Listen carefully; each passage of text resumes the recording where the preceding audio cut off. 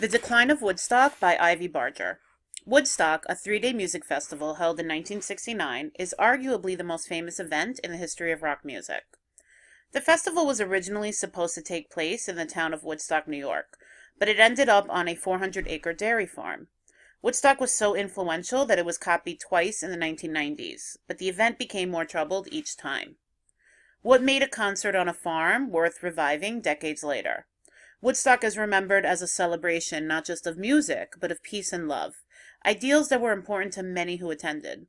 The peace movement began among young people in the late 1960s who were united by opposition to the Vietnam War.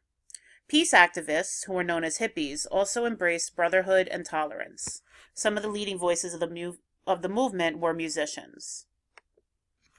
Many of the most famous musicians of the time performed at Woodstock, including Jimi Hendrix, The Who, and the Grateful Dead.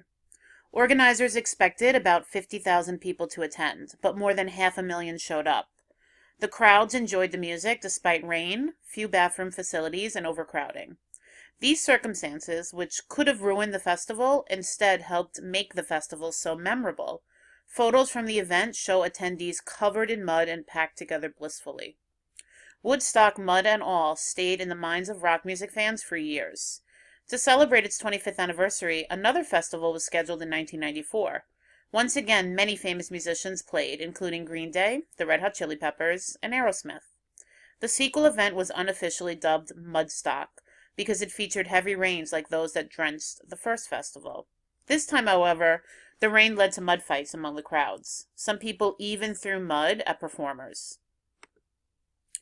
Another attempt to recreate the magic of Woodstock came in 1999.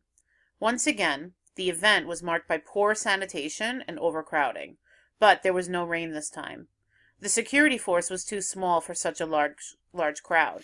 Concertgoers were frisked to ensure they were not bringing in outside water or food. The policy outlawing outside food forced attendees to pay high prices if they wanted to eat or drink inside the gates. Angry music fans turned violent. The uncontrollable crowd tore down gates, ignited bonfires, and started brawls. In the end, at least 5 people were injured, and 7 were arrested. Music fans continue to talk about the legacy of Woodstock. The peaceful atmosphere of the original may have been the product of a particular time and cannot be recreated. Or maybe Woodstock could again be like the first time, when young people gathered on a farm to play in the mud and share a love of music. Okay, let's look at the first question for this passage. What do you think was the author's purpose in writing The Decline of Woodstock? Circle your choice and explain your choice using details from the article. All right, so the first thing is we have to talk about author's purpose. So author's purpose is basically the reason that they wrote it. Overall, did this author write this passage to just give us information about Woodstock? Was the overall reason that she wrote it to entertain us? Or was it to persuade us to feel a certain way?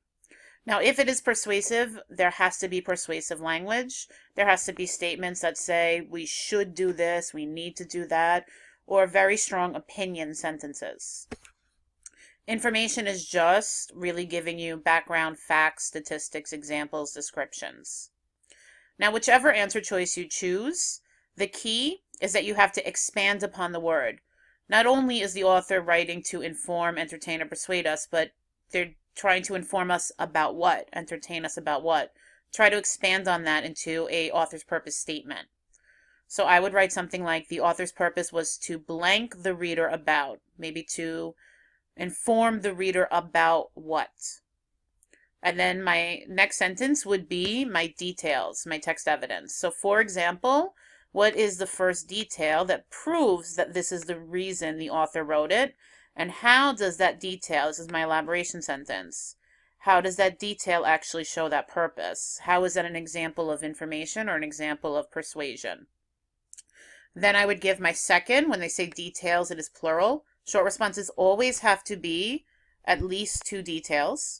So another example is when the author states, this is going to be my second detail, what is it that they write in the article that proves whatever I wrote here, whatever purpose I'm trying to answer. And then again, my elaboration sentence. What does this detail, the second detail, reveal to the reader? How does it reveal information, entertainment, or persuasion? Now, the only thing that could be a little differently, depending on the type of evidence you choose, is you might be able to take this elaboration sentence and only have the last elaboration sentence. If your two pieces of evidence are very similar to each other, then you can give both pieces of evidence, one right after the other, example one and then example two, and then just end your paragraph elaborating on both pieces of evidence. However, if you're giving two pieces of evidence that are different, then you need to elaborate after each one. So you have to really use your judgment, and it's depending on how you answer the question. All right, so the second question, explain why people today are still fascinated with the original Woodstock Festival. Use details from the article to support your answer. All right, so the first thing I would do is, it is a short response, remember, so we're always writing a race paragraph. We're restating and answering the question as our first sentence. We're citing two pieces of evidence, and then we're explaining and elaborating. People today are still fascinated because, now notice when I restated, I didn't restate the entire sentence. You don't have to.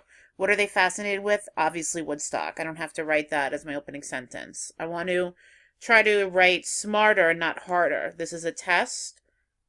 It's not a in-class assignment where we have all the time in the world. People today are still fascinated because, what's the reason? And then whatever reason you give, you have to prove it. So where is your evidence in the article that proves that is the reason people are fascinated with it? How does that show that they're fascinated, or why does that show that they're fascinated? And then you could do this next part actually one of two ways. You can give a second example.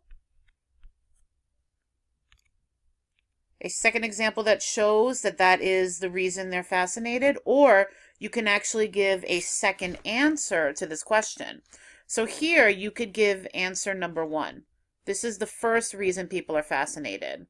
What you could then do here, if you have a second reason, is you could say another reason people are fascinated. So you can have actually two claims. So this would be answer two. And then you would give a second detail, only this second detail is not proving the first answer, it's proving the second answer. The second reason why people are still fascinated with it. So once again, you really have to use your judgment and see what's going to work best for you, why you think people are fascinated with Woodstock. There are many different ways to answer this question. Just go back into the text and even put yourself into the shoes. Why would you be fascinated with Woodstock? What details really fascinate you?